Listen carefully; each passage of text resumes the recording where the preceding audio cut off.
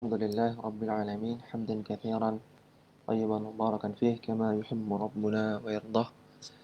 الصلاة والسلام على نبينا محمد وعلى آله وصحبه أجمعين. أما بعد. Bapak-bapak, ibu-ibu, majelis kajian Karibmu yang ada di Swedia, di Belanda dan di sekitarnya, dan juga yang ada di Indonesia. Semoga Allah Ta'ala memberikan hidayah, memberikan rahmat kepada Bapak Ibu sekalian. Alhamdulillah, pada hari ini kita bersyukur kepada Allah Subhanahu wa taala. Allah Ta'ala masih memberikan kita kesempatan, berikan kita taufik untuk bisa terus beriman, berislam, bahkan lebih dari itu kita terus berusaha mendalami agama Allah Subhanahu wa taala, belajar agama. Ya, mengenal Allah Subhanahu wa taala, mengenal agama Allah Subhanahu wa taala agar kita bisa menyembah Allah Subhanahu wa taala sebagaimana yang Allah inginkan. Dan seperti biasa pada kesempatan Sabtu siang di Indonesia, 2 pekan sekali kita membahas kitab Al-Kabair yang ditulis oleh Al-Imam Adz-Dzahabi Asy-Syafi'i rahimahullahu taala. Kita sudah sampai pada hadis atau pada dosa besar yang Al-Kabirah Ats-Tsaminah wal Ishrun, dosa besar ke-28, yaitu ar-rajilatu minan nisa'i wal mukhannatsu minar rijali, yaitu laki-laki atau perempuan yang menyerupai laki-laki, dan mukhannats dan laki-laki yang menyerupai perempuan. Maka membahas tentang laki-laki yang menyerupai wanita dan sebaliknya.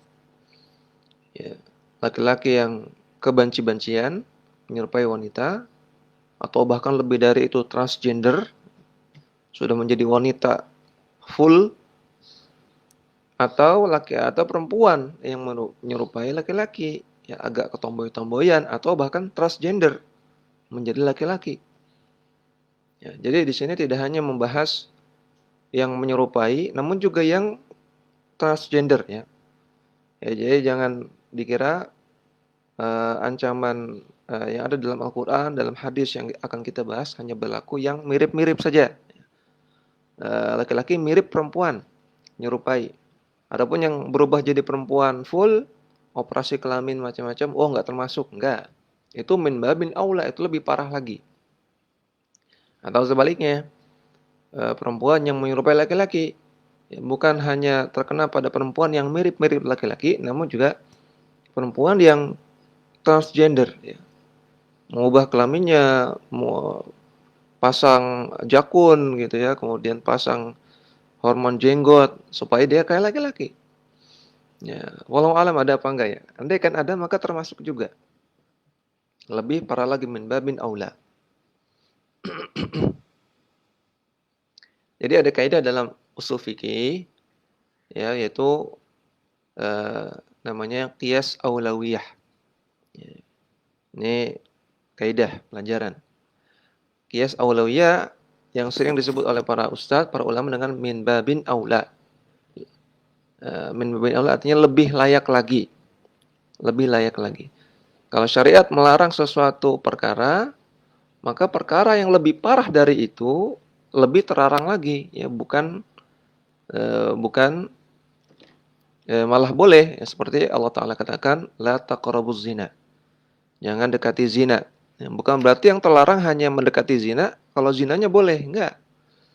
Kalau mendekati zina aja enggak boleh, maka melakukan zina itu min babin aula, ya, lebih parah lagi, lebih enggak boleh lagi, ya. Ini makanya ini bukti bahwasanya ahlu sunnah itu tidak letterlock, ya, tidak tekstual banget, ya, tidak terlalu mendewakan teks.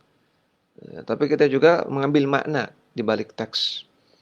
Kalau ahlu sunnah itu tekstual, terlalu mendewakan teks, terlalu kaku pada teks, berarti yang terlarang itu hanya mendekati zina. Ya, zinanya boleh, karena Allah melarang la taqrabu zina, jangan dekati zina. Ya. Allah tidak katakan la tazni atau la taznu, tidak. Ya. Yang dilarang mendekati zina. Berarti ya kalau kita tekstual harusnya terlarang mendekati zina. Nah, namun kita tidak memahami demikian. Ya. Berzina lebih parah lagi, min babin aula. Ini namanya qiyas aulawiyah. Ya, kita lihat di sini Al-Imam Adz-Dzahabi rahimahullahu taala membawakan beberapa dalil. Yang pertama, qala Allah Ta'ala berfirman, "Walladzina yajtanibuna kaba'iral itsmi wal fawahish." Yaitu orang-orang yang menjauhkan diri mereka dari dosa-dosa besar dan fawahish dan fahisyah. Dalam surat Asy-Syura ayat 37. Di sini Allah Ta'ala menyebutkan ciri-ciri orang yang beriman. Berarti yang disebutkan di sini merupakan lawan dari ciri orang beriman, ya. Yaitu melakukan kabair, dosa besar dan melakukan fahisyah. Ini ciri orang enggak beriman. Berarti ini ciri orang yang melakukan dosa besar. Ya. Ini ciri orang yang mendapatkan laknat Allah Subhanahu wa taala. Orang beriman yajtanibuna kaba'iral itsmi, menjauhkan diri mereka dari dosa-dosa besar. Ya, ini menunjukkan bahwasanya dosa itu ada yang kecil, ada yang besar. Ada sebagian ulama berpendapat bahwasanya dosa yang disebut dengan kabair itu semua dosa. Ya, semua dosa sama, sebutnya kabirah, dosa besar. Maka ini pendapat yang lemah. Pendapat yang lemah karena dengan adanya penyebutan kabair, dosa besar, berarti ada shaghair, ada dosa-dosa kecil. Ya, jadi dosa ada yang kecil, ada yang besar. Dan ini sudah kita bahas di awal-awal pembahasan kitab ini, pembahasan kitab Al-Kabair ini. Namun yang ingin kita fokuskan di sini adalah wal fawahisha. Fawahish jamak dari fahisyah, ya, fahisyah. Nah, apakah makna dari fahisyah tersebut? Ya, para ulama memiliki beberapa penafsiran tentang makna fahisyah. Yang pertama, fahisyah dimutlakkan maknanya kepada zina. Ya, dimutlakkan itu artinya kalau dia disebut sendirian maka maknanya itu. Gitu. Ya, fahisyah kalau disebut fahisyah saja maka langsung dikorelasikan kepada zina. Ya, jadi fahisyah itu sama dengan zina lah gampangannya. Fahisyah artinya zina dan yang selevel dengan zina, yang semisal dengan zina. Ya, sebagaimana disebutkan oleh Ibnu Athir rahimahullahu taala ya, dalam kitab beliau An-Nihayah. Dia mengatakan wa katsiran ma taridul fahisyata bima'na zina. Kebanyakan kata-kata fahisyah itu dimaksudkan maknanya adalah zina. Demikian juga disebutkan dalam kitab Al-Muntaqa karya Al-Baji tentang makna fahisyah. Beliau mengatakan fahiya min babil badza bil lisan. Fahisyah artinya perbuatan jorok yang dilakukan oleh lisan. Perbuatan jorok artinya hal-hal vulgar, hal-hal yang tabu, saru, bahasa Jawanya saru, terkait dengan kemaluan, namun dalam bentuk lisan, ucapan lisan. Wa idzam wa idza lam tun'inat wa utliqat fahiya az-zina. Namun kalau tidak dinaatkan dan dia disebutkan secara mutlak, maka artinya adalah zina. Fahisyah kata Al-Baji dalam kitabnya, maknanya adalah kata-kata jorok, omongan jorok. Nah, namun kalau tidak dinaatkan, tidak dijadikan sebagai sifat dan disebutkan secara mutlak, maka artinya adalah zina. Wa qila idza kana al-fahisyah bil alif wal lam fahiya az-zina wal liwat.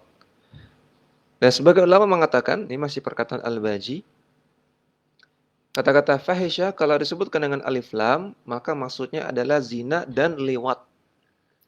Maksudnya adalah zina dan perbuatan sodomi. Kalau disebutkan dengan alif lam.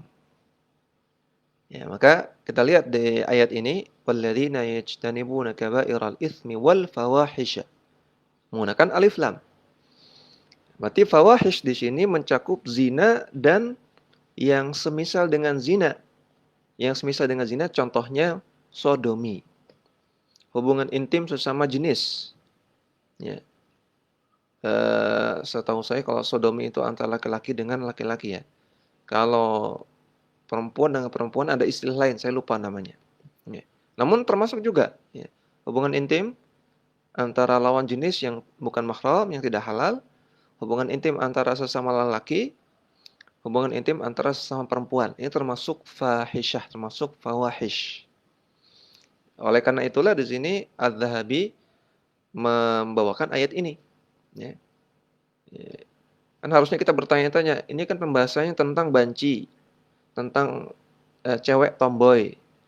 Kenapa ayatnya tentang dosa besar dan fahisyah? Nah, karena fahisyah termasuk di dalamnya perbuatan tadi, hubungan intim antara sesama jenis. Dan kalau seorang laki-laki menyerupai wanita, kalau seorang laki-laki menyerupai wanita, maka nanti dia akan sukanya kepada laki-laki. Ya enggak? Kalau perempuan menyerupai laki-laki, dia sukanya kepada perempuan, jadinya sesama jenis, LGBT. Ya, jadinya LGBT. Jadi ini bab juga membahas tentang LGBT. Ya. Ya, LGBT itu apa? Lesbian, G-nya gay, B-nya bisexual, artinya transgender. Ya. Jadi kalau seorang laki-laki menyerupai wanita, dia akan suka dengan sesama laki-laki, jadinya gay. Ya. Kalau seorang perempuan menyerupai laki-laki, dia akan suka sesama perempuan. Ya. Atau bisexual, dia suka sama perempuan juga, laki-laki suka sama perempuan juga, suka sama laki-laki juga. Perempuan suka sama laki-laki juga, suka sama perempuan juga. Atau transgender. Ya, atau langsung ubah kelamin. Ya, walniyadzubillah. Nah, ini semua termasuk fahisyah. Dan Allah sebutkan dalam ayat ini bahwasanya orang yang melakukan fahisyah ini bukan ciri orang beriman. Ya, kemudian tadi saya sebutkan makna fahisyah ada banyak. Ya, tadi baru saya sebutkan satu, fahisyah artinya zina. Dan terkadang fahisyah juga dimaknai semua perbuatan yang tidak benar, semua maksiat. Ya, semua maksiat disebut fahisyah. Sebagaimana disebutkan oleh Ibnu Jarir At-Tabari dalam tafsirnya. Beliau mengatakan, wa aslul fuhshi al-qubhu. Makna asal dari al-fuhsyu artinya keburukan. Artinya semua keburukan disebut fahisyah. Dan makna yang ketiga, fahisyah ini adalah perbuatan jorok dalam perkataan sebagaimana tadi sudah dibahas oleh Al-Baji. Mengeluarkan kata-kata jorok yang terkait dengan kemaluan. Ya, jadi cerita contohnya bercanda-bercanda ya, dengan menyebut alat kelamin. Ya, menyebutkan alat kelamin atau bercanda masalah hubungan intim. Ini termasuk fahisyah, dosa besar. Bercanda membahas hubungan intim dengan suami sendiri atau dengan istri sendiri. Ini juga fahisyah. tidak diperbolehkan. Ya. Jadi hati-hati dalam bercanda, ya, jangan sampai membahas-bahas masalah-masalah yang jorok-jorok, ya, vulgar-vulgar yang tidak layak untuk dibahas ke umum, ya. Dan ada beberapa makna yang lain dari fahisyah, namun intinya yang ingin ditekankan adalah makna yang pertama, bahwasanya fahisyah artinya adalah zina dan yang semisalnya. Sehingga laki-laki yang menyerupai wanita atau wanita yang menyerupai laki-laki ini umumnya akan terjerumus ke dalam fahisyah.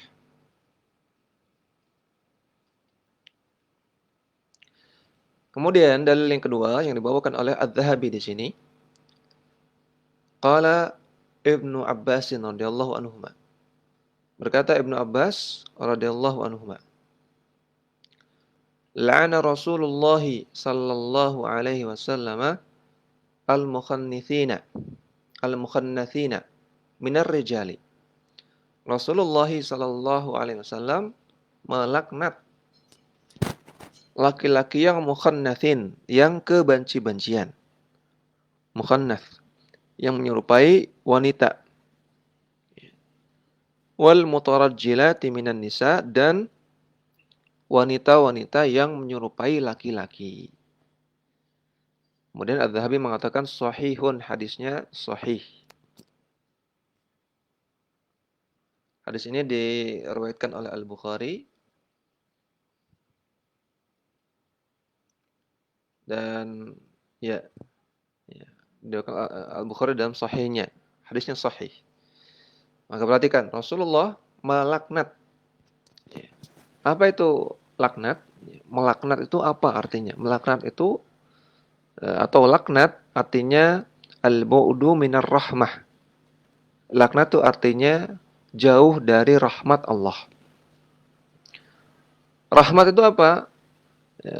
Rahmat itu al-lutfu wa ta'attuf. Rahmat itu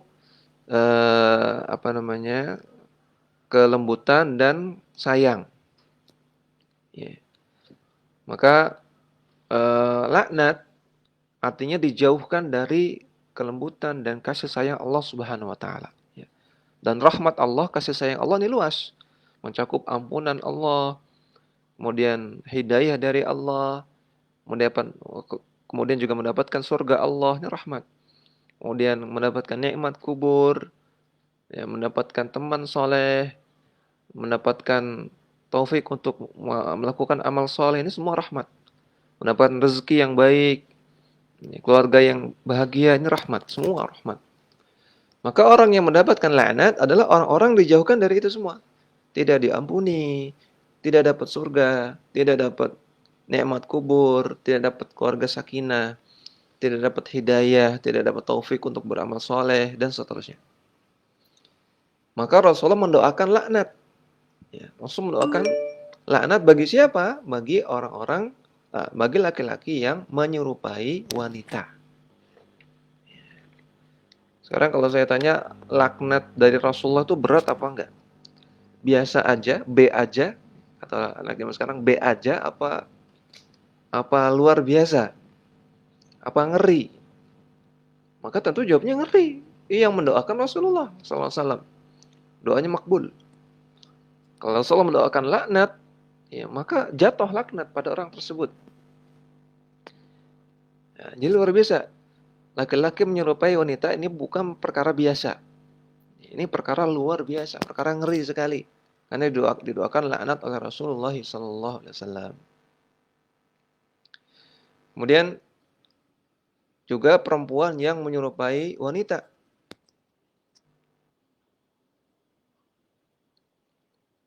Demikian juga dia dilaknat oleh Rasulullah SAW.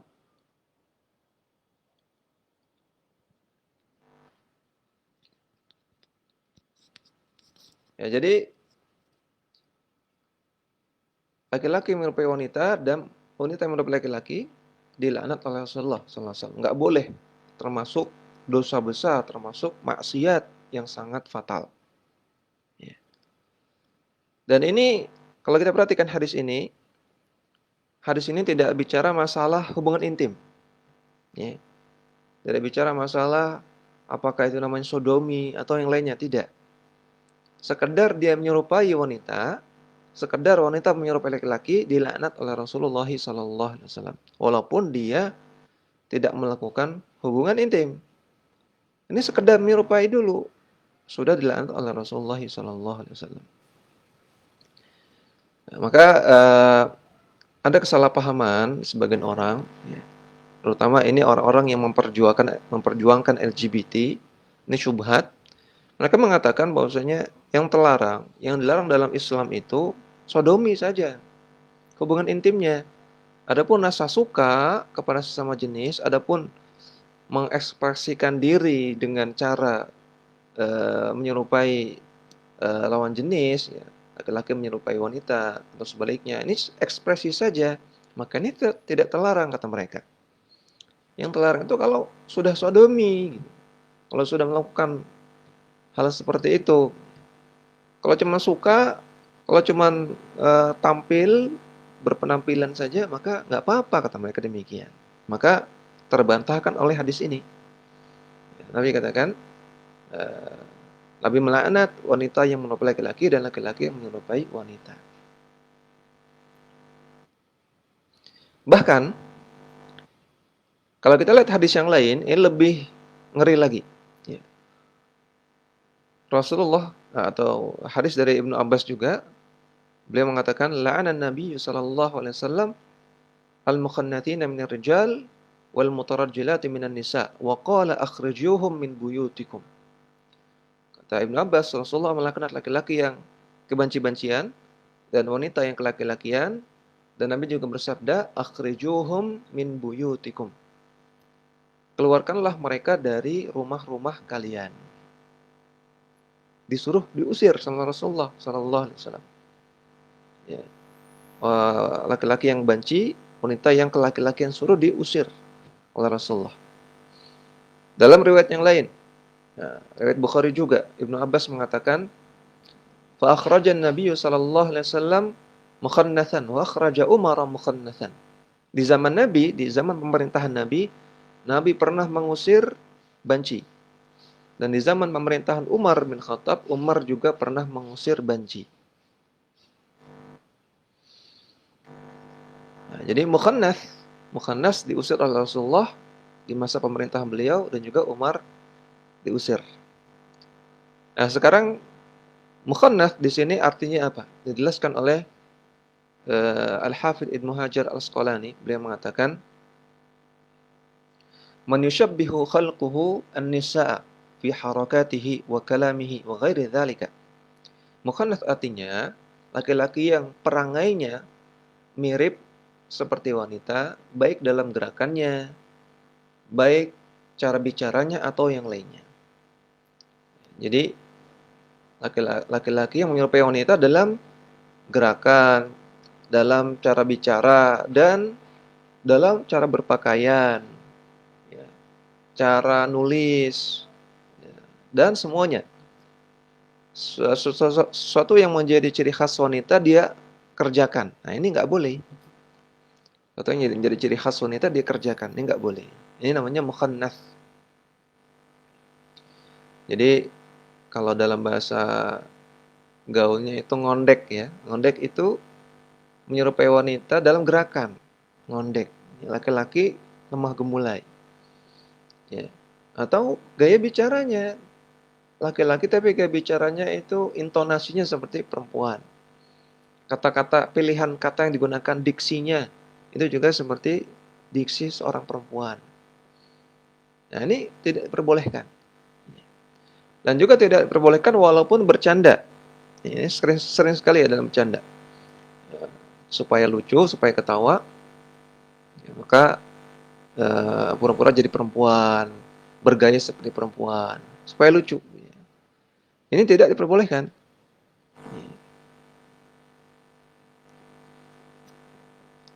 Kemudian Ibnu Hajar juga menambahkan,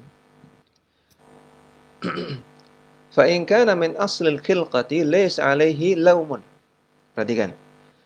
Kalau kelakuan seperti itu menyerupai wanita ini min aslil khilqah, terjadi secara natural, maka tidak tercela.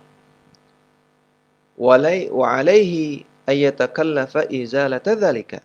Namun dia terbebani untuk mengubah kepribadiannya tersebut. Wa in kana biqasdin minhu fatukallafu fahuwa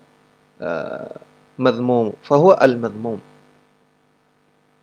Kalau menyerupai wanita tersebut disengaja, memang sebelumnya tidak, kemudian dia berusaha, ada usaha untuk melakukan itu, maka inilah yang tercela dalam syariat. Maka kata Ibnu Hajar, kalau memang sifat menyerupai laki-laki atau perempuan menyerupai sifat laki-laki menyerupai perempuan atau sebaliknya, ini terjadi secara natural. Maka kalau terjadi secara natural, tentunya tidak tercela orangnya karena di luar keinginan dia. Ya. Secara natural di sini bukan berarti lahir langsung banci, tidak ada ya. Tidak ada orang lahir langsung banci. Ya, tidak ada dokter ketika membantu lahir, "Selamat Pak, anak Bapak seorang banci." Enggak ada. "Selamat Bu, ya, anak Ibu enggak jelas kelaminnya." Enggak ada. Ya, ada laki-laki atau perempuan, itu saja. Ya. Namun secara natural di sini artinya karena pengaruh lingkungan, karena didikan orang tua, pergaulan. Tentunya anak-anak tidak ada usaha menjadi banci, tidak ada. Cuma karena dia terpengaruh pergaulan, lingkungan dia, atau karena orang tuanya, secara natural dia berubah secara perlahan menjadi banci. Nah, ini kata Ibnu Hajar, kalau ini nggak tercela, yang tercela orang tuanya, yang tercela pergaulannya. Si anaknya ini nggak tercela.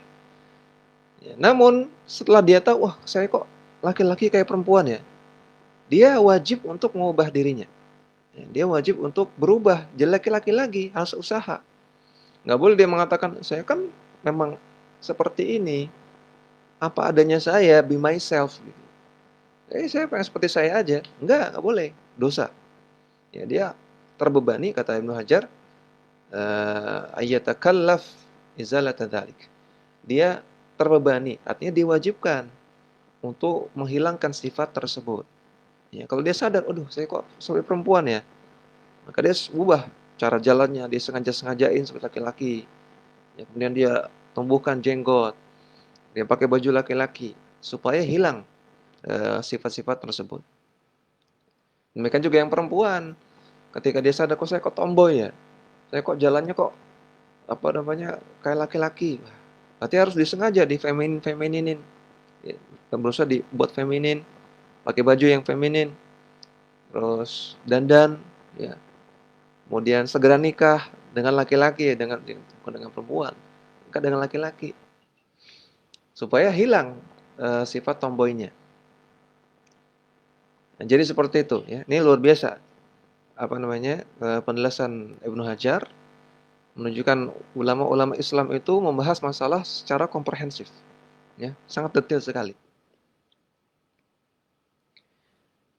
Nah, kemudian tadi saya sebutkan bahwasanya Nabi mengatakan akhrijuhum min buyutikum. Keluarkanlah para banci tersebut dari rumah kalian. Ini maksudnya hukuman pengusiran oleh pemerintah. Hukuman pengusiran oleh pemerintah, bukan oleh selain pemerintah ya. Kalau yang selain pemerintah nggak ada hak untuk ngusir, nggak ada. Ya, pemerintah berhak untuk ngusir, diasingkan dari daerahnya. Kenapa? Supaya tidak nulari, karena ini sifat-sifat seperti ini, kebanci-bancian atau ketomboy-tomboyan ini akan menular. Makanya ibu-ibu, bapak-bapak hati-hati ya kalau ngelihat acara televisi, itu ada acara-acara yang menampilkan banci-banci, yang hostnya kayak banci, atau perempuan kayak laki-laki, segera hilangkan, segera ganti. Jangan sampai anak-anak lihat, jangan sampai bapak ibu lihat juga, karena ini menular. Ya. Mungkin sekitar 10 tahun lalu, 20 tahun lalu, ya, yang namanya laki-laki kebanci-bancian itu masih tabu. Orang masih menganggap jelek. Namun Allah musta'an, zaman sekarang sudah dianggap biasa. Sehingga kita lihat banyak TV-TV banyak, ya, laki-laki banci, kebanci-bancian malah jadi host, malah jadi selebritis, dieluk-elukan, dianggap biasa. Tadi zaman orang tua saya ya, zaman saya masih kecil, zaman-zaman dahulu mbah-mbah kita, ada banci itu diece, diledekin, dianggap hina sama masyarakat. Sekarang sudah dianggap biasa, ya, waliyadzubillah. Ini degradasi, ini penurunan, ya. Nah, jadi tadi pengusiran di situ maksudnya dari pemerintah. Sebagaimana dijelaskan eh, dalam sebuah kitab, kitab Al-Mabsut, kitab fikih mazhab Hambali, mazhab Hanafi. Disebutkan dalam kitab tersebut, kitab Al-Mabsut, annal mughanni wal mukhannath wan naihah yu'azziruna wa yahbasuna hatta yuhadditsu taubatan. Pemusik, mughanni, ya, penyanyi, perhatikan ini bukan kata-kata saya, ini dalam kitab fikih mazhab Hanafi, penyanyi, pemusik. Kemudian mukhannath, banci, dan naihah, orang yang suka meratap ketika kematian. Maka dijatuhkan hukuman ta'zir. Hukuman ta'zir artinya hukuman yang ditentukan oleh hakim, terserah apa saja. Dan yuhbasun, dan mereka dipenjara sampai mereka bertaubat. Nah, jadi banci dalam fikih para ulama dipenjara, luar biasa. Dalam fikih mazhab Syafi'i dan juga Hambali disebutkan dalam kitab Asnal Matalib, nafyul mukhannathi ma annahu laysa bima'siyatin wa innama fi'lun wa innama fu'ila lil maslahah. Diasingkannya banci ini bukan karena sifat banci itu maksiat. Jadi kata Ibnu Hajar, kalau banci itu natural bukan maksiat. Tapi kalau disengaja baru maksiat. Ya. Diasingkannya banci bukan karena banci yang natural itu maksiat, bukan. Namun dia dihukum, diasingkan karena lil maslahah, untuk kemaslahatan masyarakat yang lain. Nah, jadi walaupun bancinya karena natural, tetap bisa terkena hukuman pengasingan. Kemudian Ibnul Qayyim rahimahullah ta'ala juga mengatakan, al-mukhannathu yunfa li'annahu la yaqa'u minhu illa al-fasad wa ta'arud lahu walil imam nafyuhu ila baladin ya'manu fasadu ahlihi. Banci itu diasingkan, diusir, karena dia bisa menyebabkan kerusakan dan penyimpangan. Boleh bagi pemerintah untuk mengasingkannya ke tempat yang aman dari kerusakannya. Misalnya pulau yang nggak ada penghuninya, gitu ya. Atau memang tempat yang khusus untuk pengasingan. Ya, yang masyarakat di sana tidak terkena efek negatif dari si banci tersebut. Jadi intinya di sini saya ingin sebutkan, maksudnya yang disebutkan oleh Nabi, akhrijuhum min buyutikum, ini adalah hukuman dari pemerintah. Ya. Walaupun kita, kalau kita mendapati misalnya ya, waliyadzubillah, mudah-mudahan enggak, ada keluarga kita yang banci, kebanci-bancian atau ketomboy-tomboyan, maka hendaknya kita nasihati, kita dakwahi, kita bantu dia untuk berubah, jangan kita usir, kasihan ya. Ya, kalau di rumah dia, di keluarga kita, kemudian kita usir, nanti kira-kira kemana dia? Kira-kira dia akan kumpul dengan sesama banci, tambah parah. Ya, kalau di keluarga kita ada banci, kemudian kita usir. Kata Rasulullah, diusir kamu. Saya usir, jangan di sini. Diusir. Kira-kira dia akan kemana itu kalau diusir? Dia akan kumpul dengan paguyuban banci. Malah tambah parah, nggak sembuh-sembuh. Ya, maka kalau memang ada mungkin keluarga kita atau mungkin teman kita, ya, maka lebih kita kedepankan nasihat. Kita dakwahi, ya, kita nasihati, kita bantu dia untuk berubah. Ya, kalau dia laki-laki, ya kita beliin baju laki-laki. Oh ini baju jantan ini baju maskulin nih, buat kamu cocok nih. Kasih. Kalau dia perempuan, kita kasih baju yang cantik-cantik. Ya, supaya dia nggak tomboy. Kita kasih baju yang cantik. Kita kasih kosmetik, ya. Kita ajarin dandan, seperti itu. Nah, jadi kita kedepankan nasihat dan dakwah, jangan diusir. Ya, kemudian kita lihat di sini hadis selanjutnya, wa anin Nabi sallallahu alaihi wasallam qala, beliau bersabda, la'anallahu ar-rajulata minan nisa. Sesungguhnya Allah Subhanahu wa taala melaknat para wanita yang menyerupai laki-laki.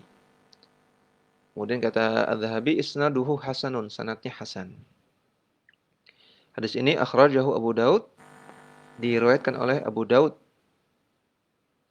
Ya.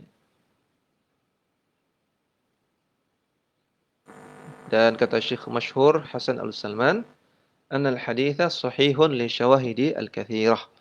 Hadis ini sahih karena banyak sekali penguatnya. Maka hadisnya sahih sebagaimana atau bahkan lebih dari kata Az-Zahabi hadisnya hasan, bahkan lebih dari hasan kata Syekh masyhur Hasan Al-Salman, hadisnya sahih. Maka Allah Subhanahu wa taala melaknat perempuan yang menyerupai laki-laki. Ya, sehingga termasuk juga laki-laki yang menyerupai perempuan. Sehingga laki-laki banci, perempuan yang, dan juga perempuan yang tomboy dilaknat oleh dua. Dilaknat oleh Allah dan juga dilaknat oleh Rasulullah sallallahu alaihi wasallam. Kemudian hadis selanjutnya, waqala Abu Hurairah radhiyallahu anhu. Abu Hurairah mengatakan, la'ana Rasulullah sallallahu alaihi wasallam ar-rajula yalbasu libsatal mar'ati. Sesungguhnya Rasulullah sallallahu alaihi wasallam melaknat laki-laki yang memakai pakaian perempuan.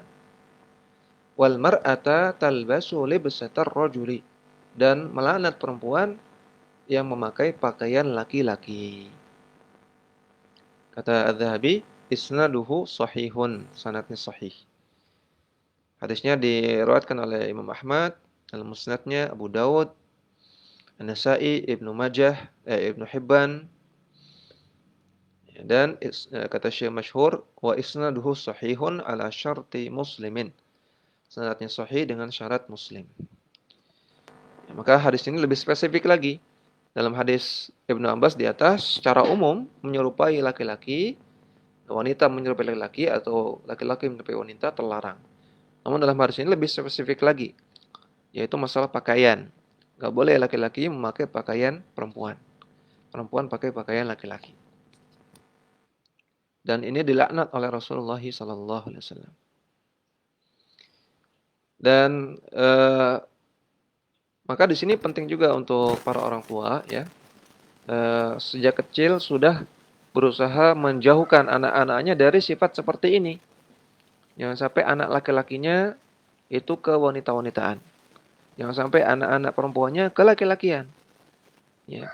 Maka dari kecil pola pendidikannya harus benar. Ya. Laki-laki kita ajarin untuk strong. Ya. Laki-laki kita ajarin untuk jadi laki-laki. Ya. Kita ajak olahraga, kita pakaikan baju yang ganteng-ganteng. Ya, kita ajarkan dia untuk tahan sakit, ya, nggak cengeng, ya, kemudian struggle, ya, gitu-gitu, sifat-sifat yang laki-laki. Ya.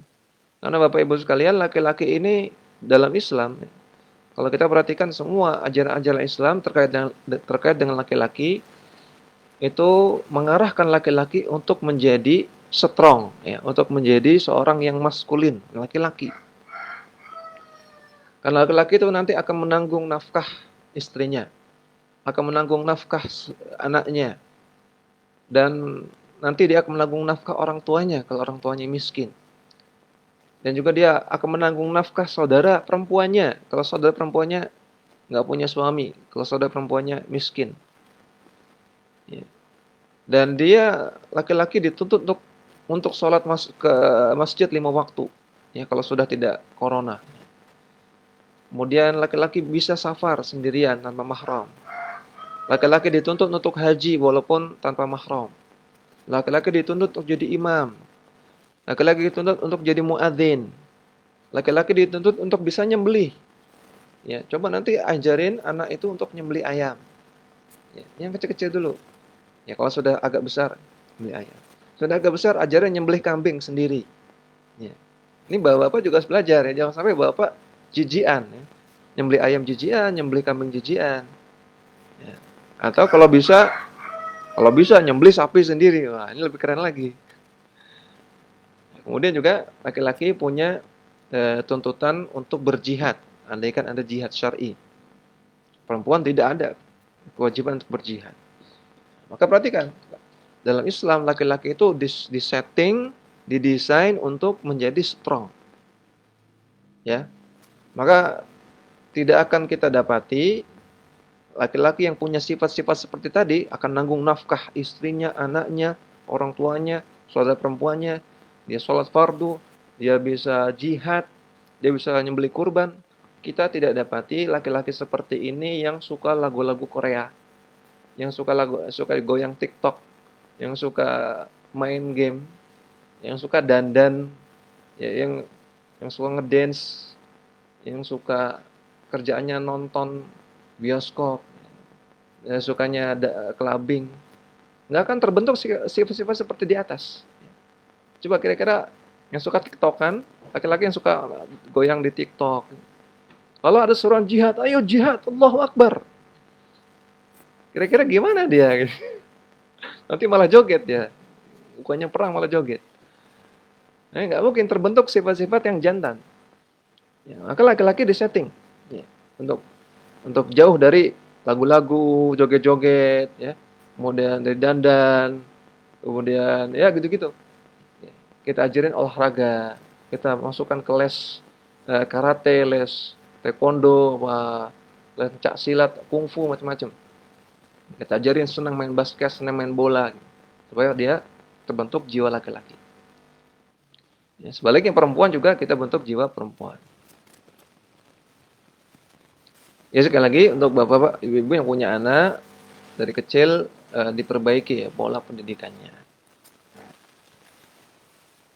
Kemudian di sini Al-Imam Adz-Dzahabi membawakan sebuah hadis. Waqala sallallahu alaihi wasallam.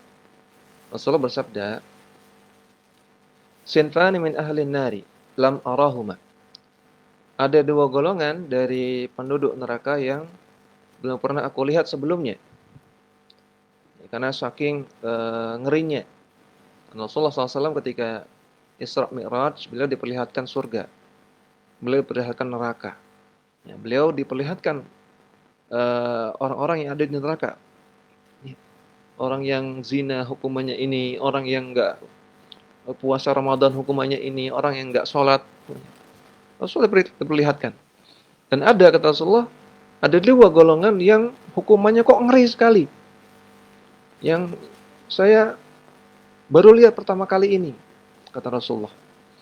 Yang pertama, qaumun ma'hum siyatun ka'adnabil baqari yadribuna bihan nas. Yaitu orang-orang yang mereka memegang di tangan mereka ada cambuk. Cambuknya seperti ekor sapi yang digunakan untuk mencambuk manusia. Dijelaskan oleh Al-Imam Adz-Dzahabi. Ya. Al-Imam Adz-Dzahabi rahimahullahu taala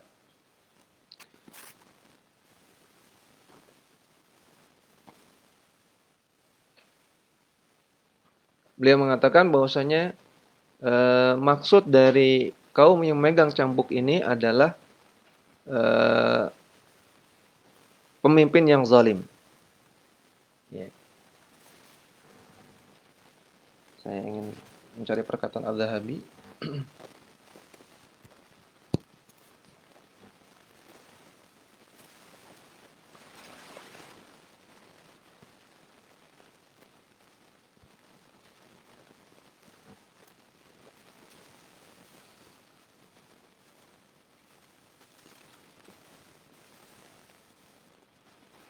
Afwan. Kata Ibnu Jauzi ya, bukan kata Adz-Dzahabi. Kata Ibnu Jauzi dalam kitab beliau Kasyful Mushkil. Al-Imam Ibnu Jauzi beda dengan Ibnu Qayyim Al-Jauziyah, beda ya. Ini Abul Faraj Ibnu Jauzi. Beliau mengatakan al-isyarah bi ashabis siyat yushbihu an yakuna lidh-dhalamati min ashabis syarti. Makna dari pemilik cambuk dalam hadis ini adalah penegak hukum yang zalim. Ya, penegak hukum artinya polisi, tentara, termasuk juga hakim, termasuk pemerintah yang zalim. Kata Rasulullah, hukumannya ngeri, saya belum pernah lihat sebelumnya. Yang kedua, wa nisaun kasiyatun 'ariyatun ma'ilatun mumilatun. Dan wanita yang kasiat, memakai pakaian 'ariyat namun telanjang, berpakaian tapi telanjang. Ma'ilat, yang dia miring jalannya. Ma'ilat mumilat. Mumilat artinya berlenggak-lenggok. Maka ma'ilat mumilat ini satu paket. Karena kalau orang berlenggak-lenggok biasanya miring. Miring kanan, miring kiri. Miring kanan, miring kiri. Seperti itu. Jadi wanita pakai pakaian tapi telanjang, kemudian jalannya berlenggak-lenggok. Ru'usuhunna ka'asnimatil bukhtil ma'ilah. Kepala mereka seperti punuk-punuk unta yang berlenggak-lenggok. Yang kedua adalah wanita yang berpakaian tapi telanjang dan berlenggak-lenggok. Dijelaskan oleh Syekh Muhammad bin Shalih Al-Utsaimin rahimahullahu taala, beliau mengatakan, waqad fussira qawluhu kasiyat ariyat. Para ulama menafsirkan kata-kata kasiyat ariyat, berpakaian tapi telanjang, artinya bi annahunna yalbisna albisatan qasirah. Mereka menggunakan pakaian yang pendek. La tasturu ma yajibu satruhu minal aurah. Tidak menutup aurat mereka dengan sempurna. Jadi berpakaian tapi telanjang artinya pakai pakaian tapi masih kelihatan auratnya. Kelihatan pahanya, kelihatan rambutnya, ya, kelihatan lengannya. Dan ya, wanita yang kelihatan aurat ini bertingkat-tingkat. Ada yang kelihatannya banyak, ya, cuma pakai celana pendek, hot pants gitu ya, kelihatan pahanya, kelihatan betisnya, ya. Dia pakai tank top, dia pakai pakaian yang terbuka, kelihatan lehernya, bahkan kelihatan dadanya, waliyadzubillah, kelihatan kepalanya. Ada juga yang pakaiannya panjang, ya. Pakaiannya panjang, pakai rok panjang, tapi kelihatan rambutnya, kelihatan kepalanya, kelihatan kakinya. Ada juga yang pakai kerudung, tapi masih kelihatan lengannya, masih kelihatan kakinya, masih kelihatan rambutnya. Ya, maka ini semuanya termasuk kasiyat ariyat, walaupun dosanya beda-beda. Tentunya yang bukannya banyak, lebih banyak dosanya. Yang terbukanya sedikit, lebih sedikit. Yang pakai kerudung namun masih kelihatan aurat, lebih sedikit dosanya. Namun termasuk kasiyat ariyat. Wa fussira, sebagian ulama menafsirkan bi annahunna yalbisna albisatan khafifah la tamna'u min ru'yati ma wara'aha min basyaratil mar'ah. Dan sebagian ulama menafsirkan mereka menggunakan pakaian yang tipis sehingga tidak menghalangi terlihatnya warna kulit mereka, transparan. Jadi tafsirannya kedua, pakaiannya tipis sehingga transparan, kelihatan warna kulitnya.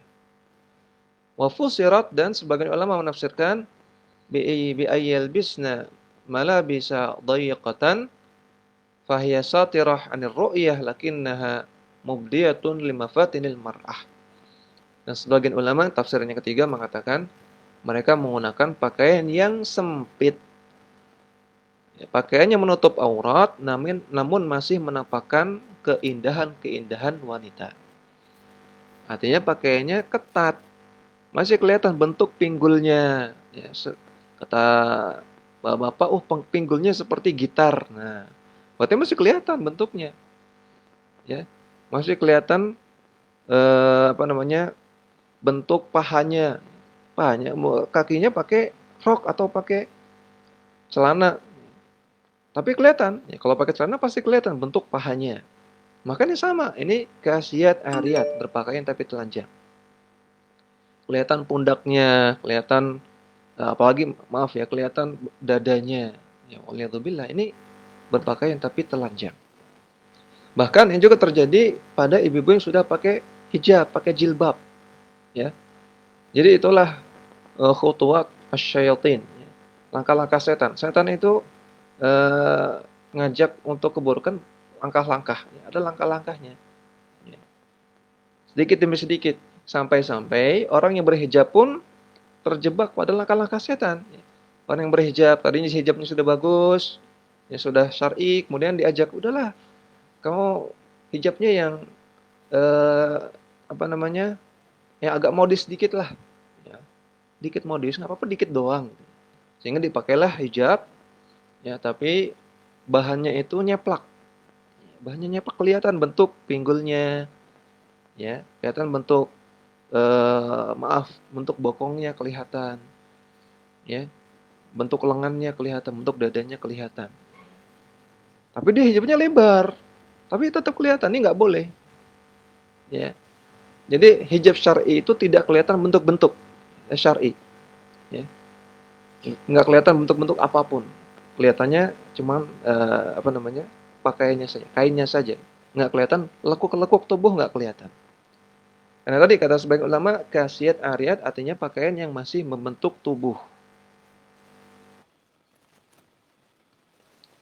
Kemudian kata Nabi SAW, la yadkhulnal jannata wa la yajidna rihaha wa inna rihaha la tujadu min masirati kadza wa kadza.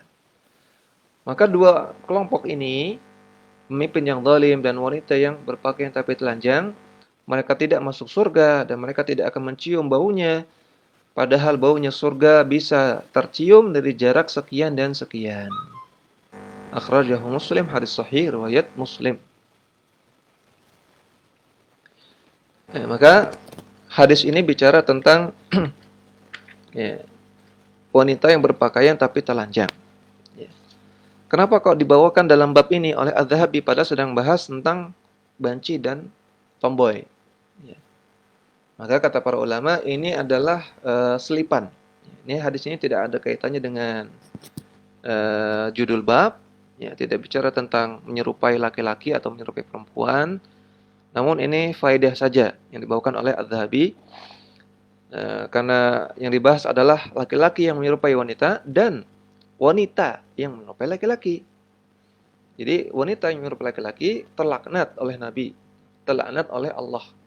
Maka di antara wanita yang dilaknat juga oleh Allah dan Rasulnya adalah wanita yang berpakaian tapi telanjang.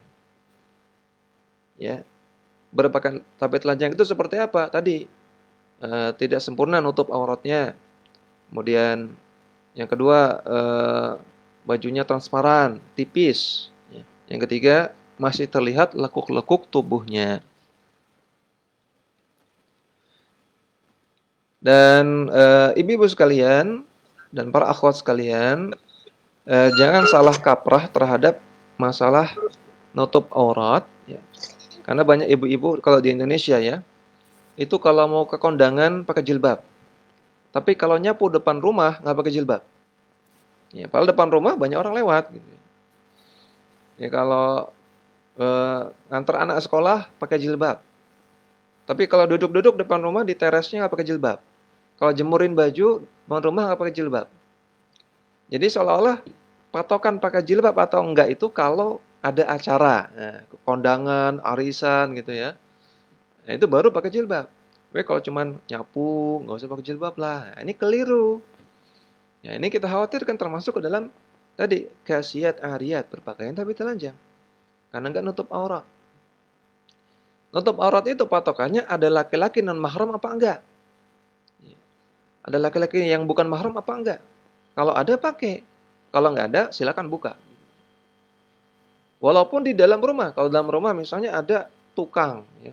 Lagi renovasi rumah ada tukang mondar-mandir, ya pakai jilbab. Walaupun dalam rumah. Kalau dalam rumah ada acara yang datang tamu-tamu dari luar, laki-laki non mahram, maka pakai jilbab walaupun dalam rumah. Walaupun datang keluarga, namun keluarganya bukan mahram, ya seperti sepupu itu bukan mahram, ya seperti pamannya suami itu bukan mahram, ya keponakan suami itu bukan mahram, ya, maka pakai jilbab, ya. Jadi patokannya ada non mahram atau tidak, bukan kalau ada acara atau tidak, bukan. Kalau ada acara pakai jilbab, kalau di depan rumah nggak pakai jilbab, ini salah. Salah kaprah. Kemudian hadis selanjutnya waqala sallallahu alaihi wasallam, Nabi bersabda, ala halakar rijalu hina ata'un nisa. Ketahuilah akan binasa laki-laki ketika mereka ata'un nisa, ketika mereka menaati para wanita.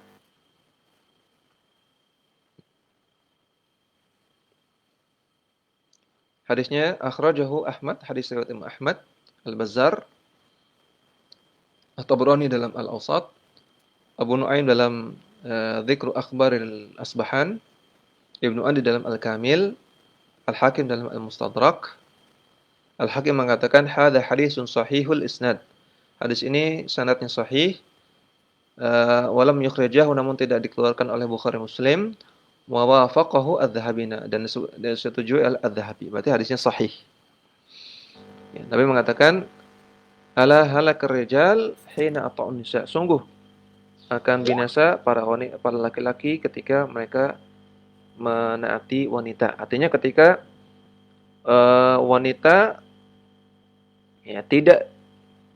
wanita tidak diingkari ya, kekeliruannya. Ya. Ketika wanita menyerupai wanita menyerupai laki-laki, suaminya nggak masalah, bapaknya nggak masalah. Ini namanya dia taat kepada wanita ini. Ya. Atau wanita memakai pakaian yang berpakaian tapi telanjang, tidak tertutup sempurna auratnya, tipis atau terlihat lekuk-lekuk tubuhnya, suaminya nggak masalah, bapaknya nggak masalah, maka ini taat kepada dia. Maka kata Nabi akan binasa. Waliyadzubillah. Kemudian Adz-Dzahabi mengakhiri bab ini dengan mengatakan faminal af'al allati tul'anu 'alaiha al-mar'ah. Dan di antara perbuatan yang membuat wanita itu terlaknat yaitu izharuz zinah, menampakkan keindahan-keindahan. Menampakkan keindahan-keindahan wanita artinya menampakkan hal-hal yang bisa membuat laki-laki itu kesengsem. Ya, menampakkan hal-hal yang membuat laki-laki yang non mahram itu jatuh cinta, senang, tertarik. Ya, ini namanya izharuz zinah. Ya.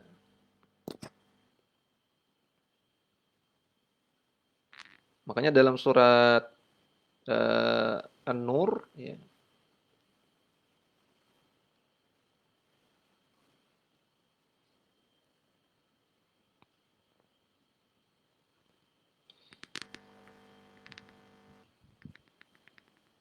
Surat An-Nur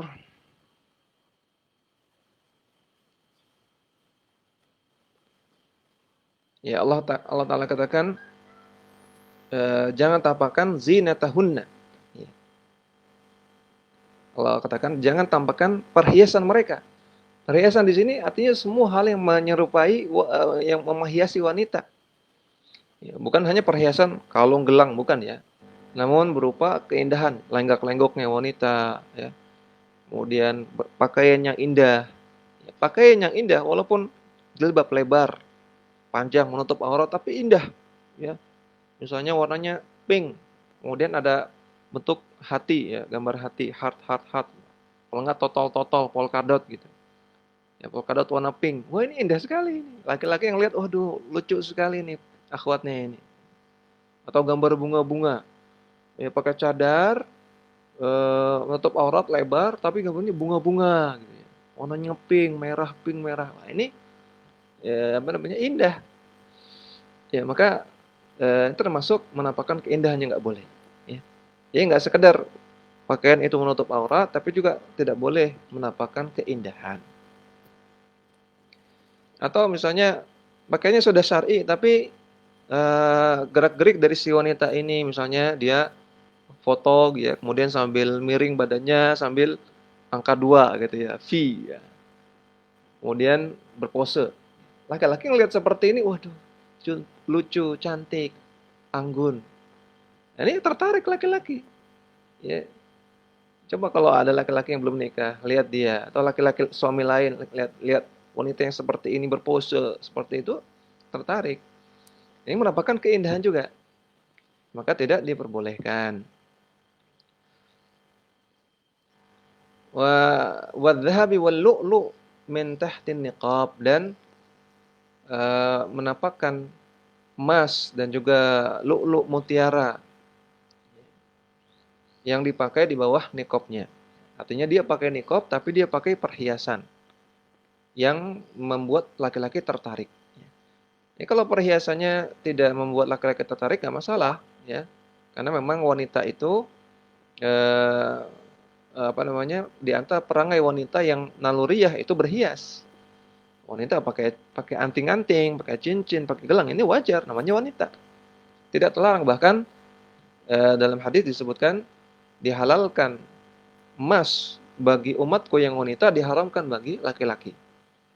Berarti memang wanita disuruh untuk berhias, pakai emas, pakai gelang, pakai kalung ya. Jadi bapak-bapak yang dengar kajian ini, coba usahakan istrinya dikasih ya, emas, perak, cincin, kalung, anting-anting.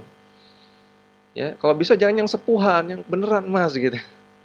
Kata Nabi, dihalalkan emas bagi umatku yang perempuan, diharamkan bagi laki-laki. Berarti wanita memang disuruh berhias. Tapi jangan sampai membuat laki-laki lain yang non mahram itu jatuh cinta. Wa tatayyubuha bil miski, dan menggunakan minyak wangi dari misik, wal anbar wa nahwiha, atau misik, anbar atau yang lainnya.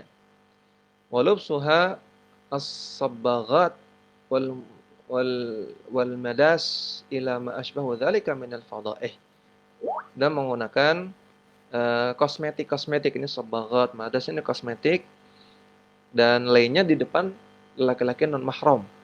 Ya, kalau di depan suaminya silakan berdandan yang maksimal, yang secantik mungkin ya. Pakai bedak, pakai apa namanya? Pakai lipstik, ya macam-macam. Tapi kalau depan laki-laki non mahram jangan ya. Karena ini termasuk izharuz zinah, menampakkan perhiasan, dan termasuk tabarruj. Dan Allah Ta'ala katakan, wa qarna fi buyutikunna wa la tabarrajna tabarrajal jahiliyatil ula.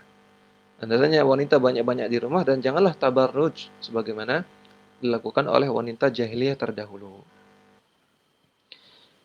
Ya, ini yang bisa kita baca dari Al-Imam Az-Zahabi rahimahullah dalam kitab ini. Mudah-mudahan bermanfaat dan menjadi nasihat untuk kita semua, saya sendiri dan juga bapak ibu yang mendengar, sehingga kehidupan kita lebih baik lagi, rumah tangga kita lebih baik lagi, kita menyembah Allah Subhanahu wa taala dengan lebih baik lagi.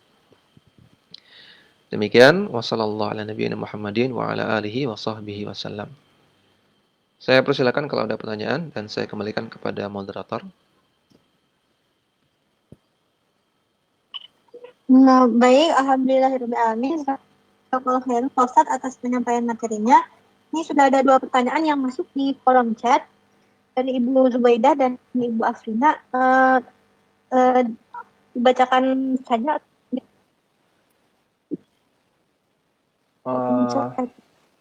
Minta tolong dibacakan. Ya.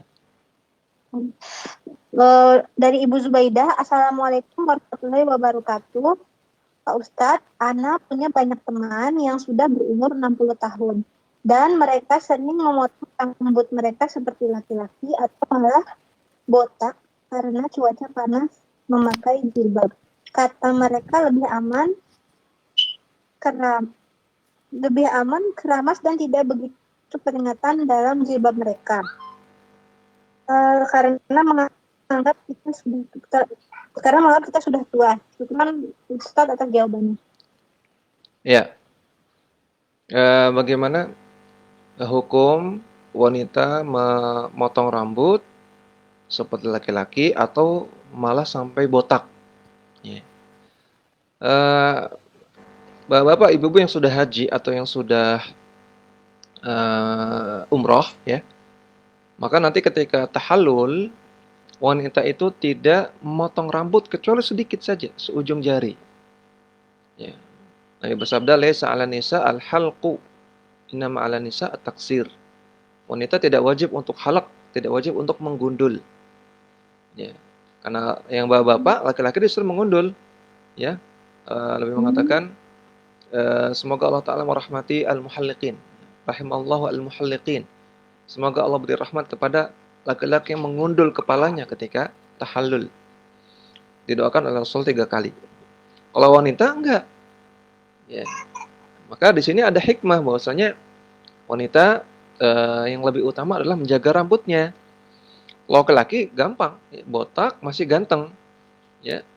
Ya kan Bu ya? Ibu-ibu punya suami walaupun botak kan masih ganteng kan ya. Tapi kalau ibu-ibu botak, wah, bahaya nanti suaminya bisa marah-marah. Nah, jadi wanita lebih utama menjaga rambutnya, ya, menghiasi merawat rambutnya. Dalam hadis yang lain mengatakan,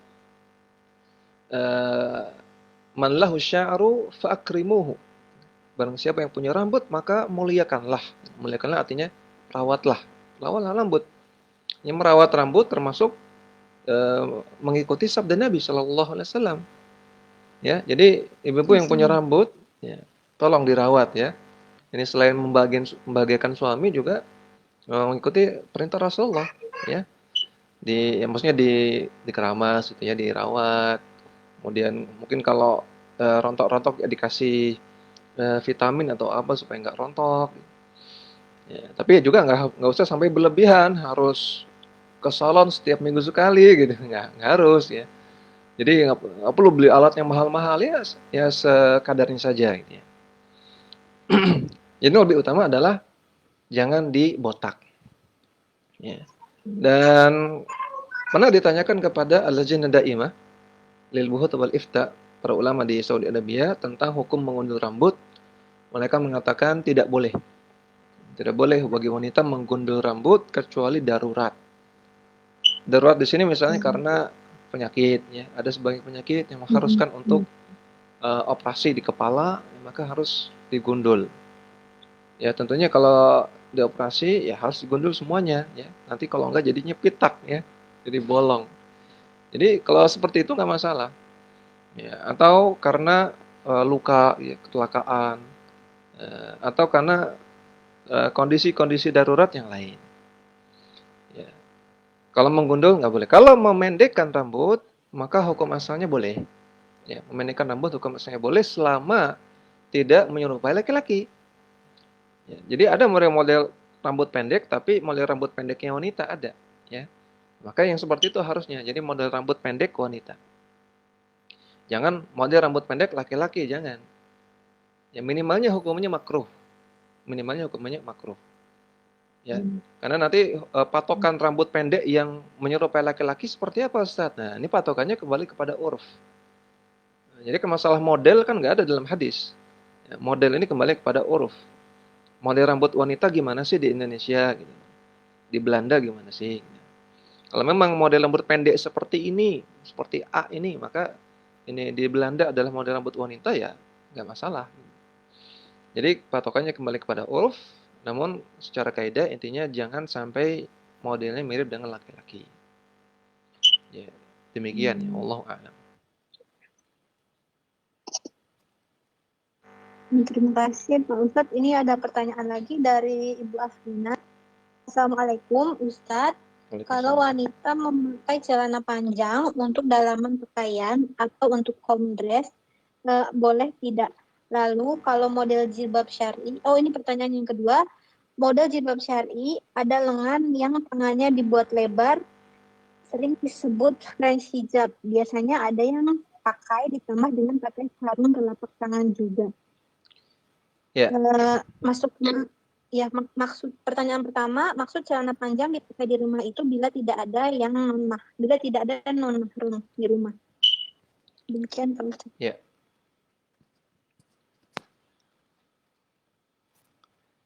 Bagaimana hukum wanita menggunakan celana panjang? Perlu dirinci ya. Kalau menggunakan celana panjangnya di luar rumah, artinya ketika di hadapan laki-laki non mahram, maka hukumnya tidak diperbolehkan.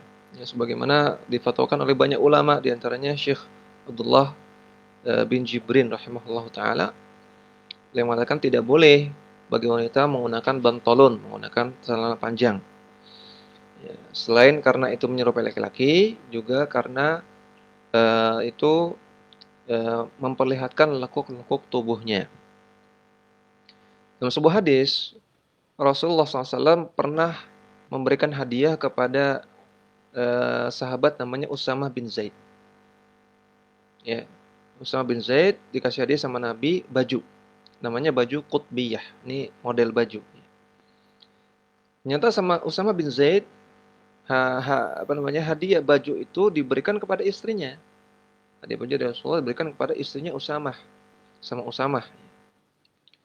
Maka suatu kala Rasulullah ketemu lagi dengan Usamah bin Zaid.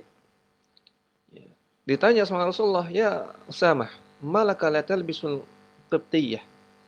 Ya, atau qutbiyah. "Wahai Usamah, kenapa enggak pakai baju qutbiyah yang saya qibtiyah ya, qibtiyah. Baju qibtiyah yang saya berikan kemarin. Saya udah kasih kok enggak dipakai." Jadi ini di antara adab kalau dikasih hadiah sama orang itu dipakai supaya orang yang ngasih senang. Rasulullah nanya, "Kenapa kok hadiah yang saya kasih kok nggak dipakai?" Maka kata Usamah bin Zaid, "Ya Rasulullah, kasautuha imraati." Wahai Rasulullah, saya berikan baju itu kepada istri saya. Saya kasih istri saya, Rasulullah. Maka kata Rasulullah, Murha an taj'ala tahtaha ghilalah fa inni akhaf an tasifa hajma idhamiha." Perintahkan istrimu untuk pakai dobelan. Untuk pakai dobelan. Kalau pakai baju itu pakai dobelan. Karena itu bajunya tipis. Saya khawatir nanti lekuk-lekuk tubuh istrimu akan terlihat. Hadisnya sahih atau hadisnya hasan, dihasankan oleh Syalbani. Jadi Rasulullah katakan kepada Usamah, kalau kamu pakaikan baju itu pada istri kamu, suruh dia untuk pakai dobelan supaya tebal.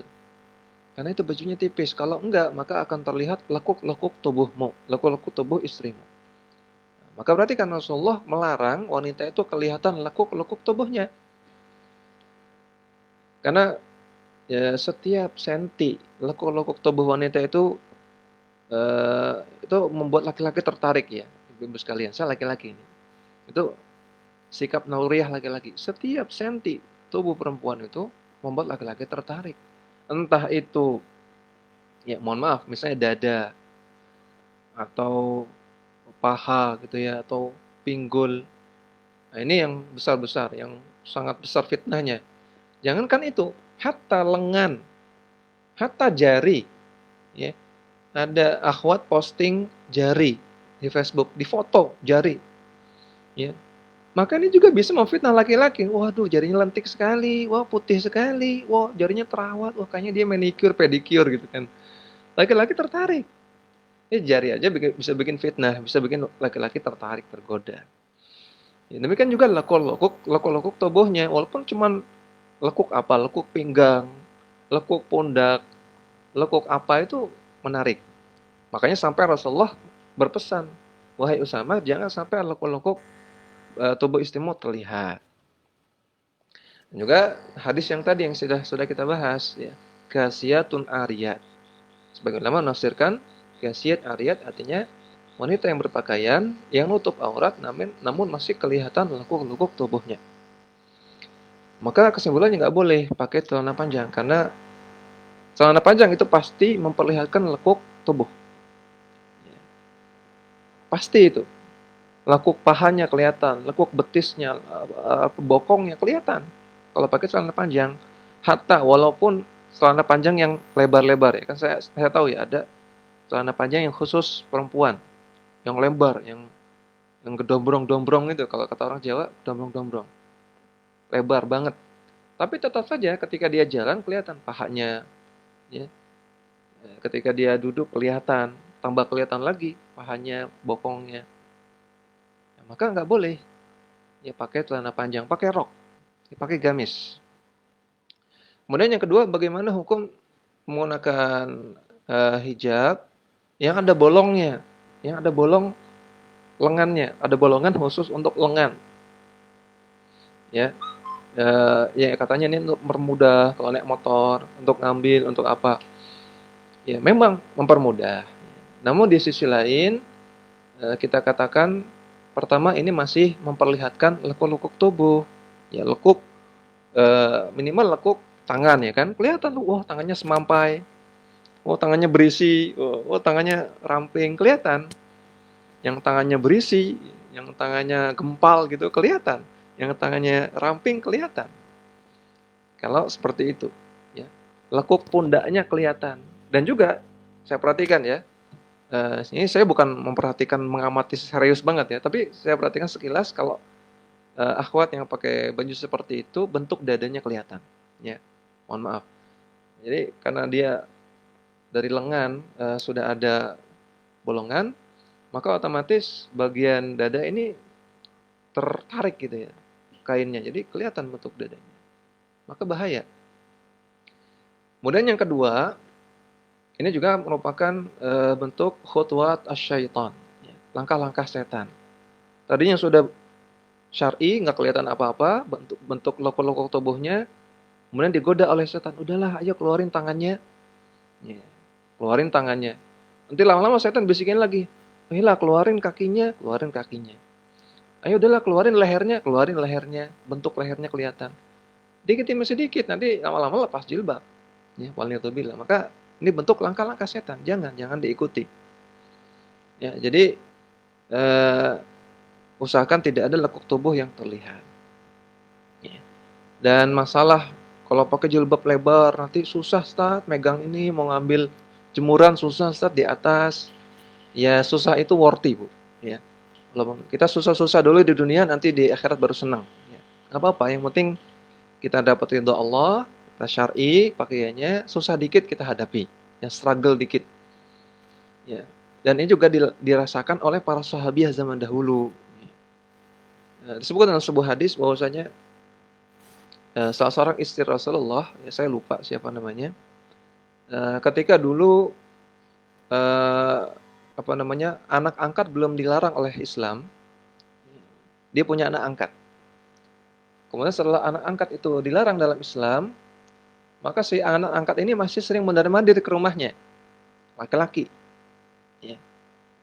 Maka suatu kala ketika anak ini datang, ya masuk ke rumahnya karena masih anak-anak tapi sudah laki-laki sudah beranjak dewasa, maka seketika si sahabiah ini langsung cari jilbab dan buru-buru pakai jilbab. Ya. Perhatikan ya, eh, kesulitan untuk menjaga aurat dengan pakai jilbab syar'i juga dihadapi oleh sahabat zaman dahulu. Ada orang masuk buru-buru pakai jilbab, susah, ya. Juga dihadapi oleh para sahabat zaman dulu. Jadi jangan merasa apa namanya cuman ibu aja yang kesulitan ya, bukan jangan merasa anti saja, antuna saja yang merasa kesulitan. Dari zaman dahulu, zaman sahabiah juga mereka juga sudah merasa agak sedikit kerepotan. Artinya kerepotan yang worthy gitu ya, dalam menjaga aurat. Ya susah dikit nggak apa-apa. Yang penting demi kemaslahatan lebih besar, menjaga diri dari fitnah, mencari ridha Allah Subhanahu wa taala. Jadi demikian. Ya, usahakan jangan pakai yang seperti itu yang ada bolongannya, jangan. Ya. Pakai yang menutup bentuk lengan secara sempurna. Yang bentuk lengan nggak kelihatan sama sekali. Ya. Itu lebih aman dan lebih sempurna insyaallah. Wallahu taala alam.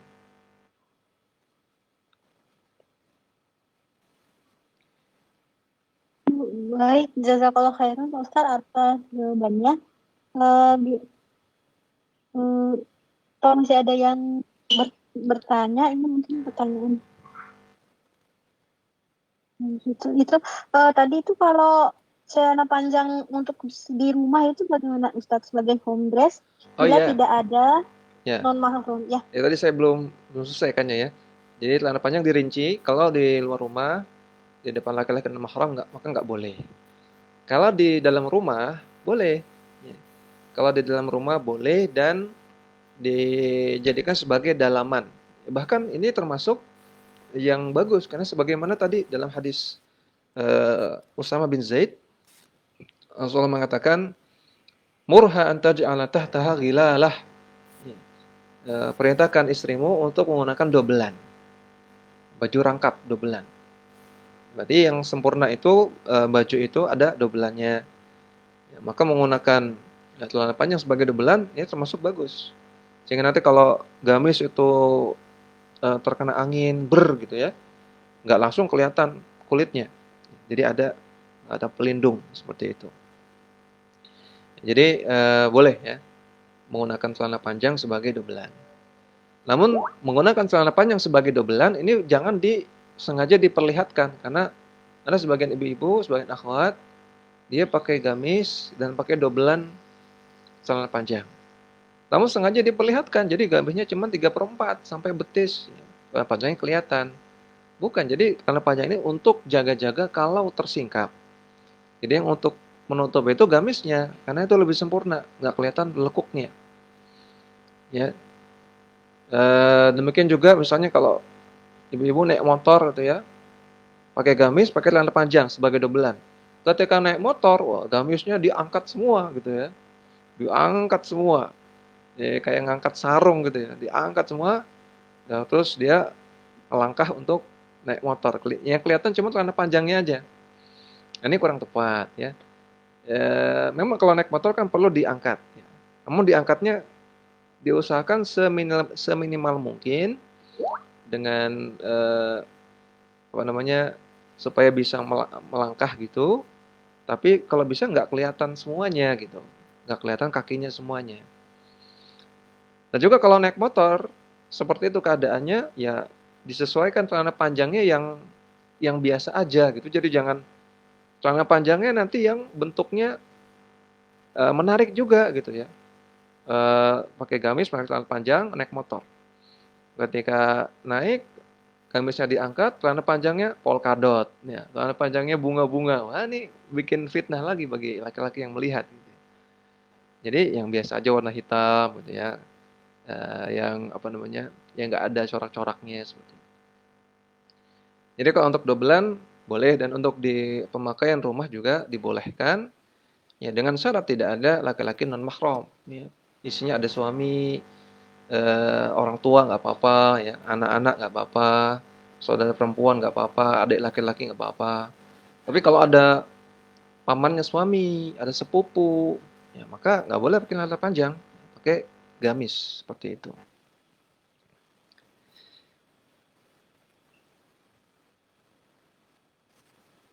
Baik, jazakallah khairan Pak Ustadz.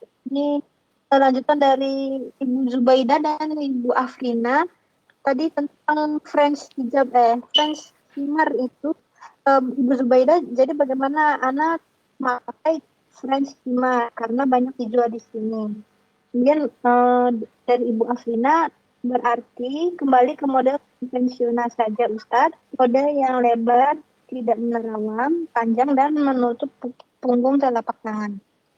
Nah, ini saya lihat di gambar di Skype yang dimaksud French himar itu seperti ini ya. Kalau seperti ini nggak masalah. Jadi ada bolongan, tapi bolongannya munculnya di lengan. Nah, ini nggak masalah. Tidak terlihat bentuk apa bolongannya munculnya di pergelangan tangan. Jadi bentuk lengannya nggak kelihatan, bentuk pundaknya nggak kelihatan. Maka ini wallahu alam nggak masalah kalau seperti ini. Yang bermasalah kalau bolongannya itu munculnya di siku ya atau di lengan atas. Kan ada ya, sebab bolongannya itu munculnya di lengan atas atau di siku sehingga bentuk lengan tuh kelihatan. Nah, itu yang hendaknya dihindari. Kalau seperti ini insya Allah nggak masalah. Ya, wallahu a'lam.